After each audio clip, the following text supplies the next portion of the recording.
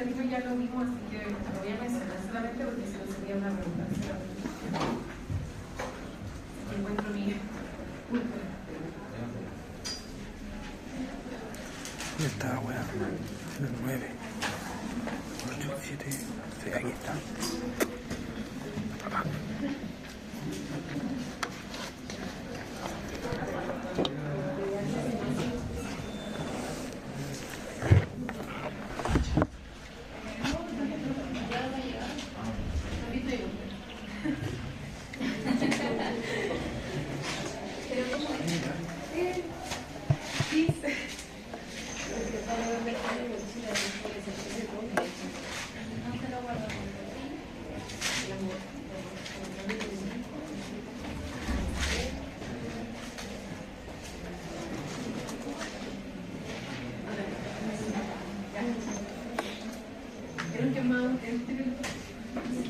Ya, ahora sí.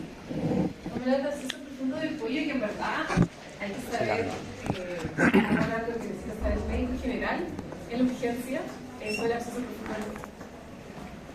Entonces, el objetivo del médico general es identificar, partir un tratamiento precoz y eventualmente para luego derivar al paciente. La infección, el acceso profundo del cuello, todo lo que ocurre debajo de la fase cervical superficial. Tuvieron la clase de anatomía de cuello. Y así que, bueno, sí. Entonces, yo sé que es como mucha información y las fases de todo un mundo y es súper complejo de entender. Entonces, acá no me interesa mucho que se aprendan toda la relación, pero sí que aprendan a identificar. Entonces, paso 1 es identificar y conocer cuándo un paciente se puede ir a la super B. Paso 2, estabilizar, proteger la vía aérea, eso va a ser lo más importante, e iniciar antibióticos químicos. El paso 3, derivar, solicitar una imagenología adecuada y derivar oportunamente pseudodiagnóstico. Bueno, en general, los orígenes más distintos es el origen odontogénico, que es la causa más frecuente de infecciones profundas del cuello y afecta típicamente el espacio submandibular, parafaringio masticatorio. Y también está la de origen amitrino, que también se ve bastante en la clínica, y eso ya vimos que hay un compromiso directo de la amígdala palatina y se compromete el espacio periamigdalino. También hay otras causas de infecciones profundas, por ejemplo, complicaciones de otitis media crónica con esclerotomatosa, complicaciones de sinusitis, complicaciones de una celularitis complicada, una oma complicada. Hay un montón de orígenes. También hay malformaciones que pueden sobreinfectarse, por ejemplo, alcoholitis branquiales, que, aunque ustedes no me crean, ahora hospitalizado en el hospital tenemos, hospitalizado en el Bambino, tenemos 2 pacientes con quistes de asco branquial son infectados, que es muy raro. Y en general, cuando hay algún absceso del espacio profundo del cuello, es importante descartar inmunocompromiso en estos pacientes. Entonces, por ejemplo, puede ser un paciente diabético que está mal compensado, también se lleva a tomar un VIH. Entonces, es importante eso. En general, vamos a ver algunos abscesos en la clínica según la ubicación. Tenemos, por ejemplo, el espacio submandibular. El espacio submandibular está bajo del músculo mieloideo, que es como el piso de la boca, y está en relación a la mandíbula, y como medio visible está la glándula submandibular. Entonces, como clínica, hay una elevación del piso de la boca, suele haber cialorrea y alteraciones de voz. Una de las cosas importantes, como que tenemos que identificar frecuentemente, es esta patología que está acá, que es una angina de Ludwig, que básicamente es una lepón del piso de la boca bilateral. Es súper importante porque son pacientes que, claro, pueden tener un origen odontogénico, puede ser paciente joven, incluso de hecho San Felipe cuando estuve en la beca, no sé por qué tocaron como toda angina o 3 de angina de Ludwig en un mes, como yo. Así que la verdad y hay un compromiso del piso de la boca, el piso de la boca se inflama, y eventualmente hay un compromiso de la vía aérea. Incluso los pacientes pueden requerir incluso traqueostomía, porque la idea obviamente es no hacer una vía aérea de urgencia, sino que haga una intubación precoz. Entonces es importante eso. Tenemos el espacio parafaringio, que es un espacio del cuello que tiene, con mucha imaginación, formado de cono invertido. Entonces está de base del cráneo hasta el dientes. Y es cosas súper, la carótida, la yugular, cosas así. y el nervio vago, que son como los está clásicamente escrito acá. Está la relación del dibujito Scarlett. Si se fijan acá, hay una pequeña división, está el espacio prestiloide y postiloide. En el postiloide están todas estas que mencioné. Y acá, además del acceso, pueden haber tumores. Entonces, ahí lo que se ve es un desplazamiento de la línea media. Puede haber trismus también, porque también está cerca del músculo pterigoideo, disfagia, y en general, por ejemplo, un paciente que tiene un absceso periuterino, si es que no es tratado, podría luego irse por continuidad hacia el espacio parafaringio y después bajar el parafaringio a otro espacio del cuello como el danger, el peligroso. Entonces, por eso es importante el tratamiento precoz de los abscesos, porque está todo ubicado. El periuterino lo voy a saltar porque ya lo vimos. Y el parafaringio es, en general, se da un abombamiento a la pared posterior de la faringe. Acá lo mismo acompaña tanto, pero créanme que hay un abombamiento también. Y en el escáner se ve acá, justo como delante de los grupos vertebrales, se ve esta capacidad. Y en general, este absceso se da mucho más en niños que en adultos, porque en niños existen unos ganglios a nivel del espacio faringio que a veces con alguna infección respiratoria alta se pueden acceder. Y en general, está este abombamiento y también eventualmente puede dar un poco de rigidez de nudo. Lo importante acá es ver cuándo es un paciente que eventualmente va a requerir una intubación o un manejo avanzado de la vía aérea. Entonces, inicialmente uno puede sospecharlo en pacientes que pueden tener odinofagia, fiebre, dolor localizado y aumento de volumen cerebral. Luego, ojo, porque es como de menos más. Entonces, ojo después, si empieza con alguna alteración en la voz, si empieza con disfagia o si tiene alguna simetría de faringe importante, y ya cuando hay un peligro crítico inminente de colapso, es cuando hay una cerebral importante y ahí empiezan con disnea, estridor. O sea, obviamente es como prepararse para una vía aérea avanzada. Entonces, esto es como dejando el triage. Pero primero que hay que ver es que el paciente tiene compromiso de vía aérea.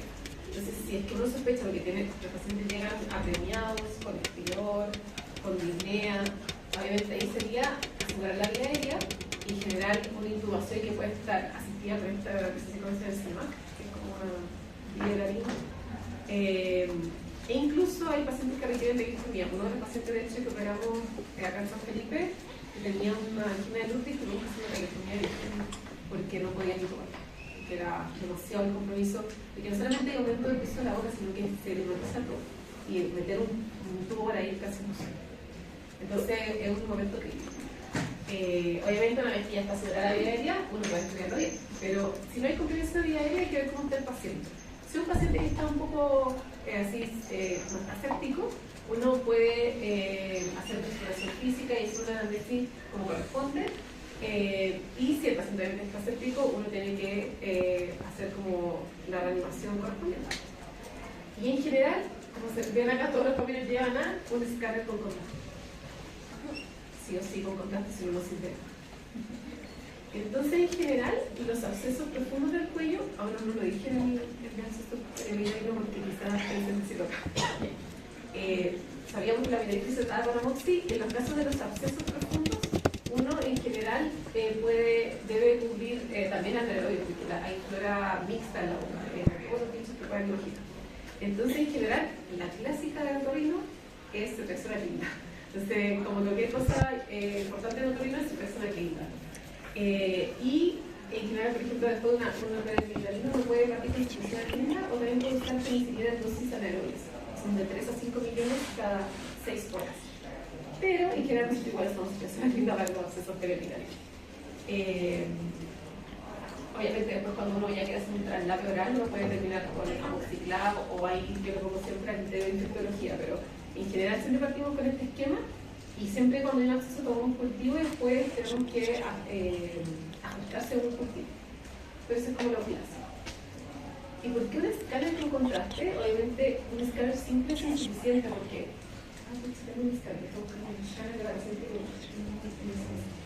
voy a mostrar la diferencia entre un escáner con contraste y uno sin contraste. Para que vean.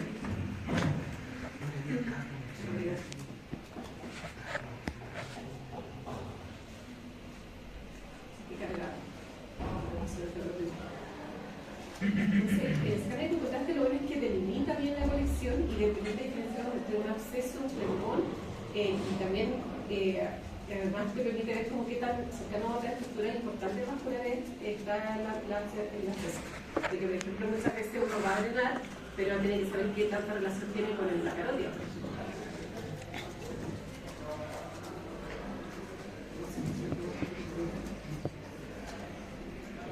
Vamos a meter el versículo.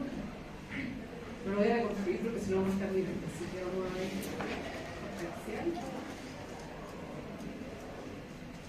Entonces, si se trabajan acá, hay un aumento de volumen, ¿cierto? Que no tiene mucho gusto, como digo, podría haber una ecodensidad, pero no queda claro, ¿cierto? Pero si te ven con contraste, aparece el absceso. ¿Por eso es importante? Con contraste. ¿Se les quedó claro cómo contraste? Sí. Pero ninguna derivación de ninguno de ustedes con la escala sin contraste. No lo voy a seguir. Ya. Entonces, como ven, el absceso se ve en una hipodensidad y alrededor se ve una cápsula que está rodeando. Entonces permite ver mucho mejor el absceso y además como guía quirúrgica para saber además qué tan extenso es el absceso, qué espacio del cuello compromete y también cuál es su también del veces que el paciente podría tener un compromiso mediástico también.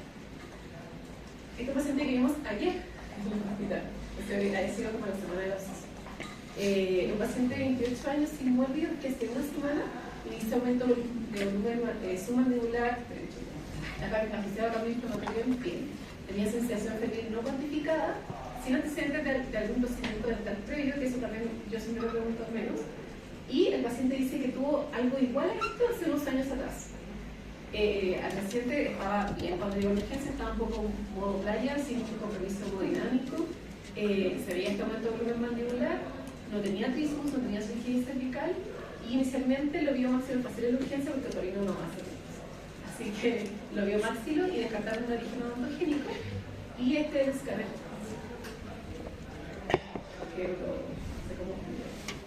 Entonces igual hacia abajo y se empieza a ver algo, ¿cierto? Ahora mi colega por mí. Se ve eso. Si me parece que no está paciente, porque no era muy evidente el aumento de volumen. Sí, claramente tiene algo, una hipodensidad en el espacio submandibular, ¿cierto? Esto de la espacio de PSA en pie. Bueno, llama la atención esto, que decía que el paciente había tenido algo similar, que había estado hospitalizado por lo mismo. Entonces, cuando pasa esto, uno tiene que pensar en todas las cosas que no más que para niños, pero igual se lo voy a decir. Entonces, en general tenemos una hipodensidad, o sea, un absceso del nivel submandibular. Pero es raro que se haya dado en un paciente joven 2 veces ya que requiere antibiótico y hospitalización. Entonces ahí lo que sí te quiere descartar es que no haya una malformación congénita, que efectivamente el paciente tiene. Porque que les bueno, pero me contaron, que usaron la red y constataron que en verdad esto es un linfoangioma abscedado. Entonces, para que sepan que existen las malformaciones congénitas del linfoma.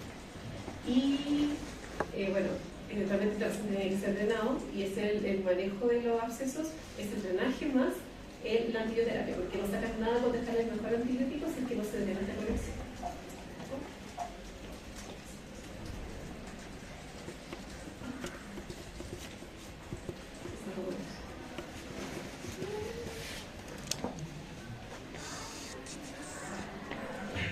Entonces acá, siguiendo nuestro algoritmo, el inicio diario está plano. Entonces, les explico, nuestra sección nos permite estudiar, o sea, hacer un interrogatorio dirigido, explorar bien al paciente, iniciar antibióticos y eventualmente hacer el escáner. En conclusión, siempre sospechar un absceso del paciente profundo del cuello. En general siempre va a haber dolor cervical, fiebre y alguna simetría. Siempre proteger la vía aérea, indicar antes de que sea muy tarde, tratar el súper crítico y créanme que hacer una tráquea con el paciente despierto no es agradable. Y escape con contraste, siempre para definir la extensión y el abordaje, porque obviamente dependiendo de dónde esté comprometido, es decir, qué espacio profundo del cuello esté comprometido, es decir, el tipo de incisión que uno hace en el cuello. Entonces, en la rompera al menos tenemos muy hipertrofiada la parte del cuello, así que como que precozmente como saliendo de la beca uno como que se expone mucho a estas cosas, así que, bueno, ya ahora me dedico más a la nariz, así que no es tanto, pero sí lo vemos harto. El antibiótico siempre se hace amplio espectro y luego ir ajustando según cultivo. Entonces, ya dije que lo clásico también es el persona clínica y eso vamos a utilizar hasta que veamos con los cómo lo vamos a hacer. Y eso sobre asesor profundo. Yo tengo una duda, como el algoritmo de tratamiento, ya, ¿se le daría el antibiótico empírico y el laboratorio sería cuando ya regresamos o antes? No, el laboratorio se hace siempre el ingreso. Uno puede hacer control de parámetros clínicos, o sea, no es hacerlo todos los días, pero uno podría hacer como una curva de parámetros para definir cómo está el actitud del paciente al tratamiento. Porque igual cuando uno opera a un paciente suele subir los parámetros inflamatorios igual, uno hace una cirugía mayor. Entonces sube igual los parámetros muchas veces, pero en la clínica siempre van normal. Pero uno siempre parte del antibiótico, intenta todo el cultivo, pero parte del antibiótico igual. O sea, no hay que retrasar el inicio de la terapia. Y lo otro que, por ejemplo, en comparación a lo de la clase anterior, cuando nos dijo que hacía como la incisión en la uña, igual que raspaba un poco las paredes. Cuando se raspa, se mete una medicina, vamos a Kelly y se mete hacia uno y ya. O sea, y acá también ocurre lo mismo. O sea, que acá uno abre el cuello, O solamente o sea, uno abre, lo que uno hace acá es el clásico acceso, no sé, por el paso submandibular, uno hace una incisión como dos, tres veces debajo de la mandíbula. Una incisión arciforme, uno hace una incisión con infectivo, luego diseca el subcutáneo, identifica el catisma, que siempre se ve, muy lindo. Uno lo diseca y como que hace un colgajo para ver bien. Y lo primero que luego uno tiene que identificar es el esternón mastoideo, y ahí a partir de eso, porque abajo del esternón están los órganos de paso. Entonces, en general, cuando son estos tipos de abscesos, parece bien un sentido de cepillo. Uno tiene que lavar. Como harto lavado y después dejamos un drenaje que puede ser un crema, por ejemplo, que actúa como por capilaridad. Entonces luego sí que manchando el paciente. Pero uno nunca deja como cerrado, sacarla, porque siempre deja un tipo de drenaje para que siga saliendo, porque si no se puede volver a realizar. Son desafiantes los abscesos de cuello, porque más encima está todo inflamado, la anatomía está a veces un poco distorsionada por la inflamación. Así que igual están los grandes vasos ahí al lado. Pero por lo menos, por ejemplo, en el vampiro no hay cirujano para ese cuello porque está en el Pereira, entonces otorrino resuelve muchas cosas que resuelve en general para ese cuello en otro hospital. Así que eso. ¿Dudas? ¿Cómo va la regulación? Porque no sé, yo creo que